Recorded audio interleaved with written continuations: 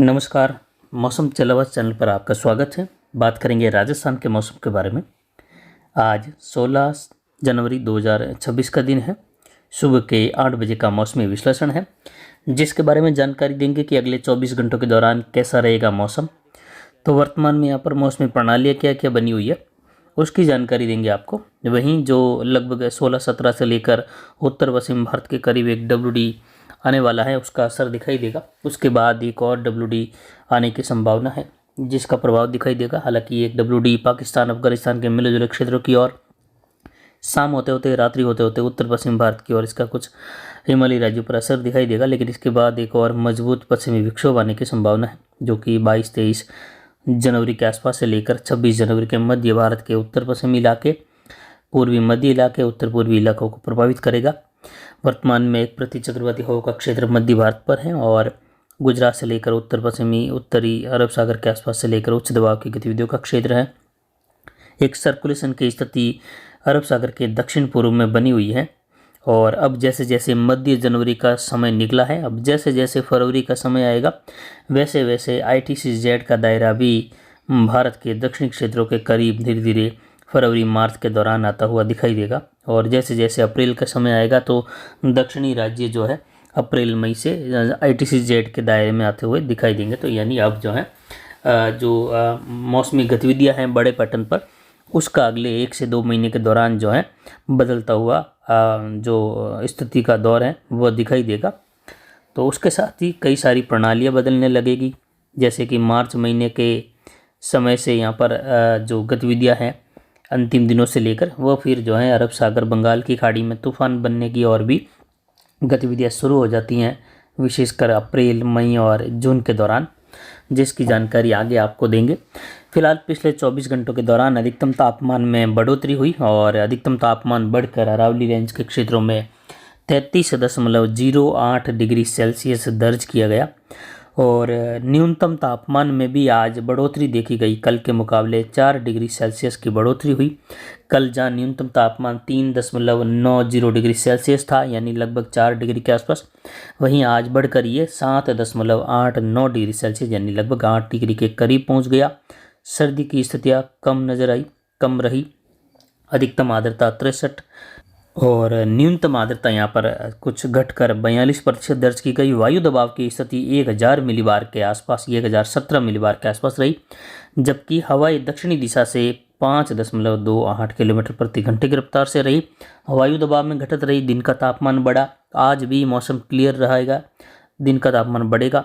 हालांकि बादलों की आवाजाही का दौर भी पश्चिमी राजस्थान के कई इलाकों में बढ़ेगा, लेकिन ऊंचाई वाले बादलों का आवागमन बढ़ने की संभावना है। मौसम फिलहाल शुष्क रहेगा। उत्तरी राजस्थान में बादलों की आवाजाही घने रूप में बढ़ने की संभावना है अगले 2-3 दिनों के दौरान, जिससे इस WD की वजह से कुछ बूंदाबांदी, बौछार जैसी स्थिति कहीं कहीं देखने को मिलने की संभावना रहेगी। बाकी इलाकों में मौसम शुष्क रहेगा और 2-3 दिन बाद पुनः तापमान में गिरावट आएगी। उत्तर पश्चिमी हवाओं का रुख रहेगा, लेकिन उसके बाद आने वाला दक्षिण जेट के सहारे दक्षिणायन WD काफ़ी प्रभावशाली स्थिति लेकर आएगा और विशेषकर ये दक्षिण पश्चिम से उत्तर पूर्व की ओर बढ़ते हुए हिमालयी राज्यों को काफ़ी प्रभावित करेगा। मैदानी इलाकों को प्रभावित करेगा, जिसमें राजस्थान के पश्चिमी, दक्षिण पश्चिमी इलाकों से लेकर उत्तर पश्चिमी, उत्तर पूर्वी इलाके, मध्य प्रदेश और वहाँ उत्तर प्रदेश के इलाकों से लेकर पूर्वी भारत के इलाके, पूर्वोत्तर राज्यों के इलाके, धीरे धीरे जैसे जैसे WD आगे बढ़ेगा, उत्तर पश्चिम से लेकर उत्तर पूर्वी भारत तक के इलाके प्रभावित होते हुए दिखाई देंगे, जिसकी जानकारी आपको समय पर आगे लगातार देते रहेंगे। फिलहाल संपूर्ण संभाग अगले 24 घंटों में शुष्क है।